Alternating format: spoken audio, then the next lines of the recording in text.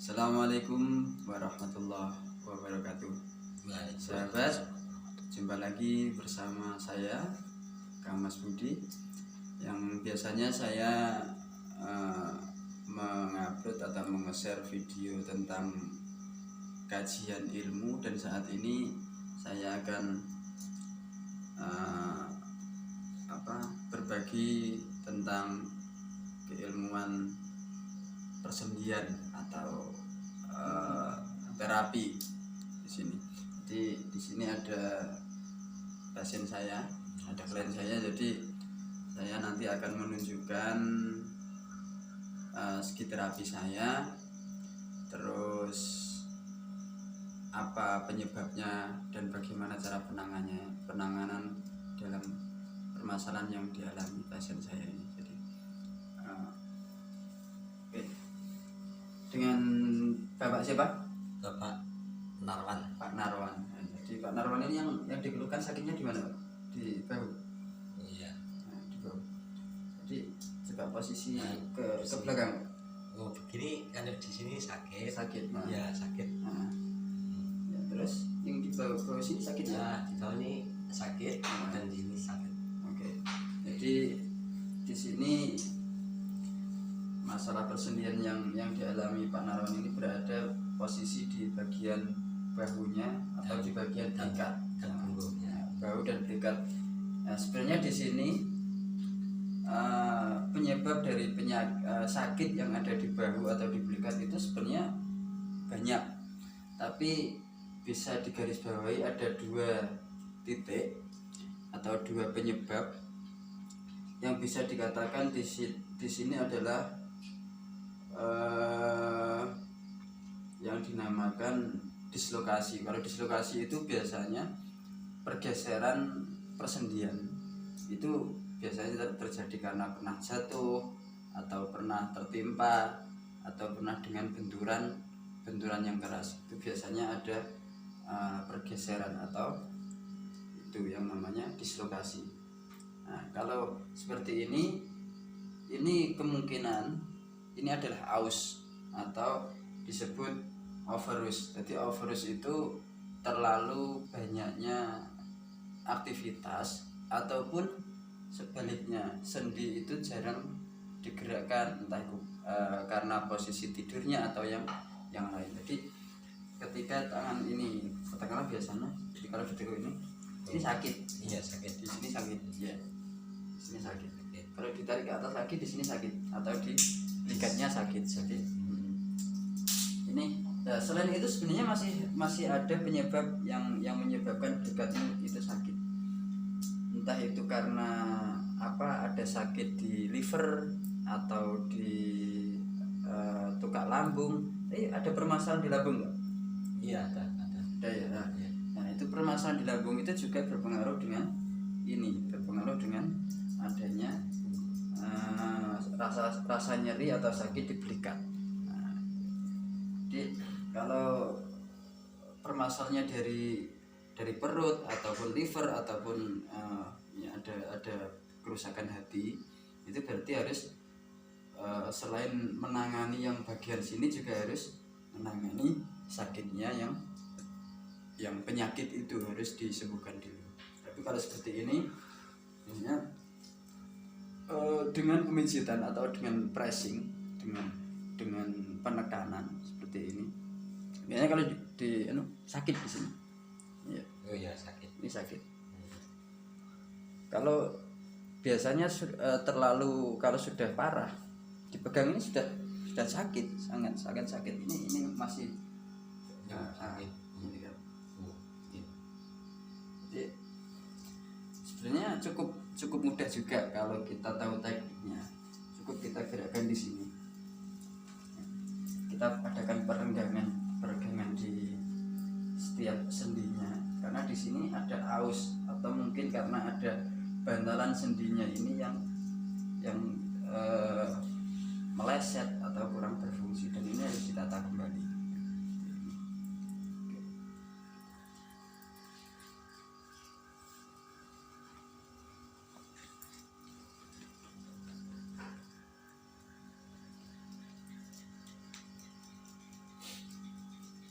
ini biasanya rasa sakit ini bisa menjalar sampai ke siku, sampai ke pergelangan tangan. Jadi variatif ketika digerakkan, atau mungkin kadang ketika bangun tidur ataupun mendadak tangan itu terasa kebas. Ya sering nggak? Iya sering. Jadi terasa enggak mati rasa itu ya. Mati rasa. Berarti di sini ada salah satu otot penyangga, 4 otot penyangga di sini itu ada kerusakan atau di rotator cuff-nya itu ada kerusakan. Ini harus digunakan. Ini cukup kita gerakkan, kita cari titiknya. Nah, ini ya kan, di sini ada rasa sakit ya. Ini karena ada salah satu otot yang sebenarnya meleset dari tempatnya.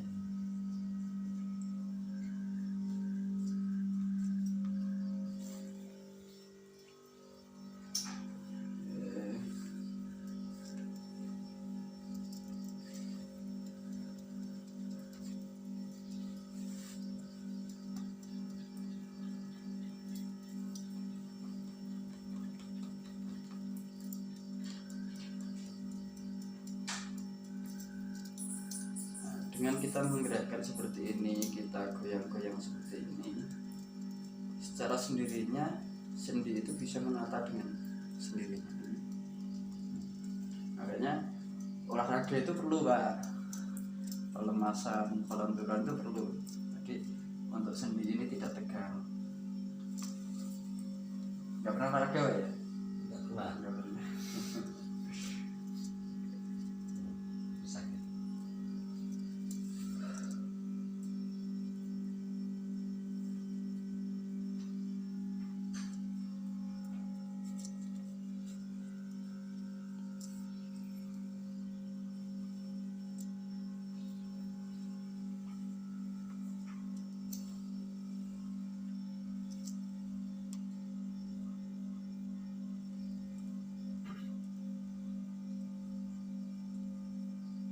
Dan ini juga tidak boleh terlalu keras untuk melakukan seperti ini.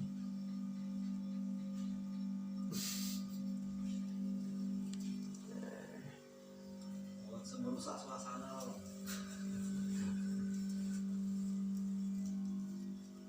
Nah, geser, Pak. Seperti ya. Oke. Bagian ini juga sama ya? Iya sama.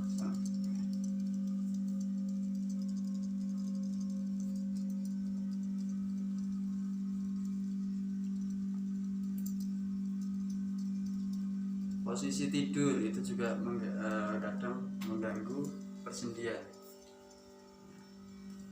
Posisi tidur yang kurang tepat. Jadi untuk menangani seperti ini, selain dengan akupresur, dengan dipijat, bisa juga dengan seperti ini, pegangan ini, dan harus juga dibantu dengan obat medis, perlu itu. Medis juga perlu, pereda nyeri itu.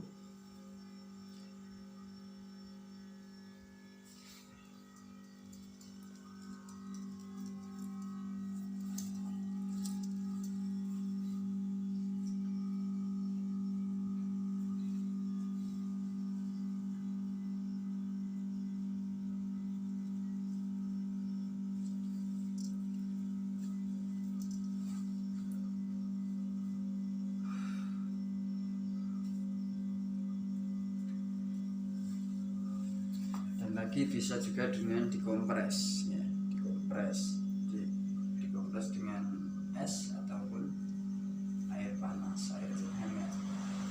Selain itu, untuk menghindarinya lagi, usahakan posisi tidur ketika bahu sakit, usahakan posisi bahu ini lebih tinggi dari posisi jantung ketika waktu tidur. Jadi mungkin bantalnya lebih tinggi.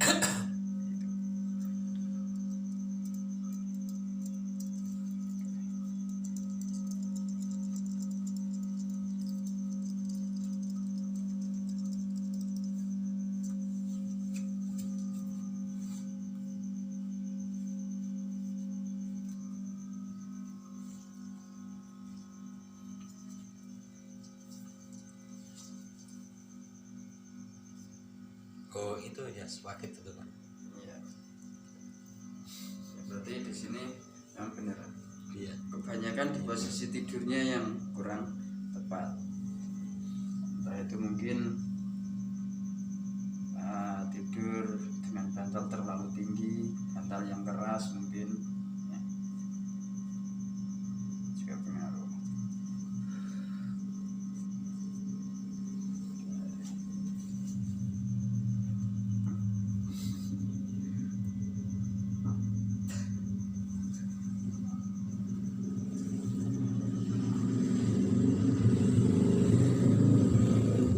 Oh itu selamat sekali. Sakit ya?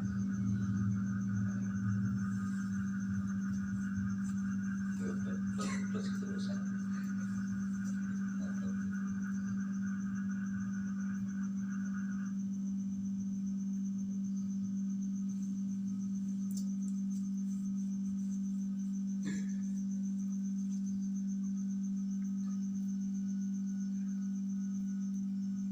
Sakit ya? Sakit. Sakit sekali. Lemes ya?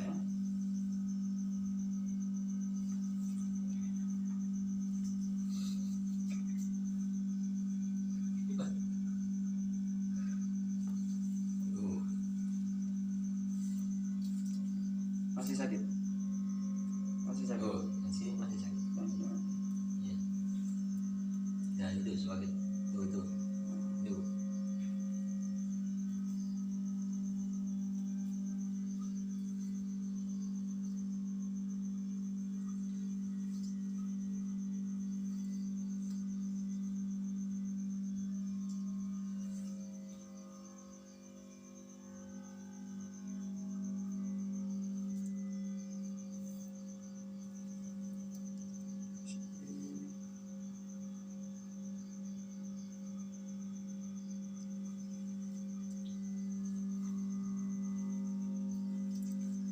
Kau waku macam ni. Aku. Iya waku.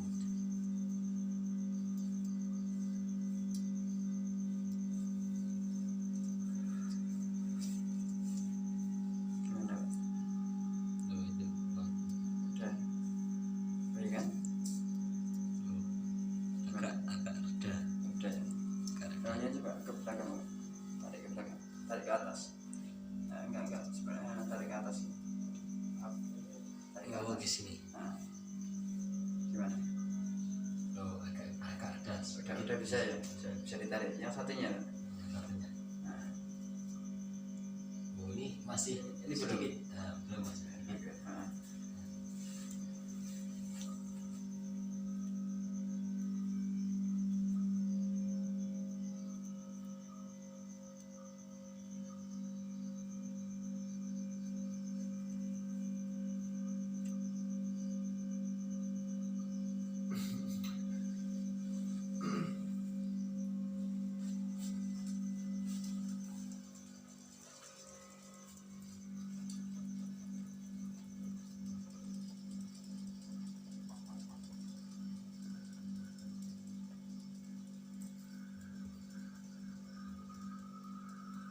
Seperti ini fungsinya untuk mengembalikan, menata ulang sel sendi-sendi yang sebenarnya sudah meleset dari tempatnya.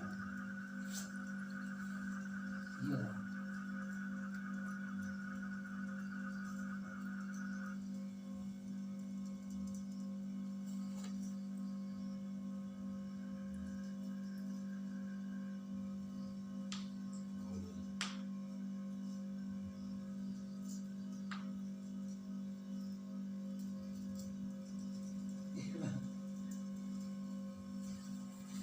Kembali ke belakang nggak? Oke, tarik. Ambil coy.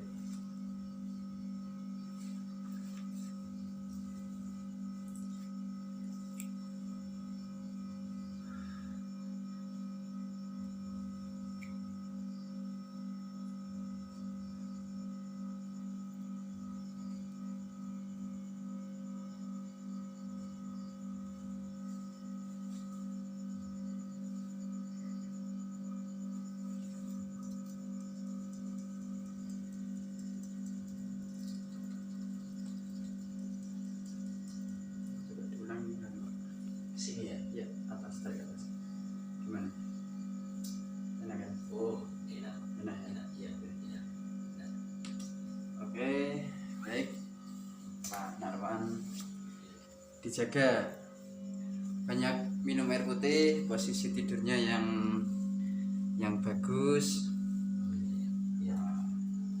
terus banyak olahraga yang pasti. Oh. Ya, Iya. walaupun olahraga ringan Pak, maksudnya cuma sekedar apa? Ya, ini juga sering pelanturan, terus sering ini di apa? Peregangan. Nah, itu untuk menjaga sendinya tetap ini, nggak aus, nggak ada.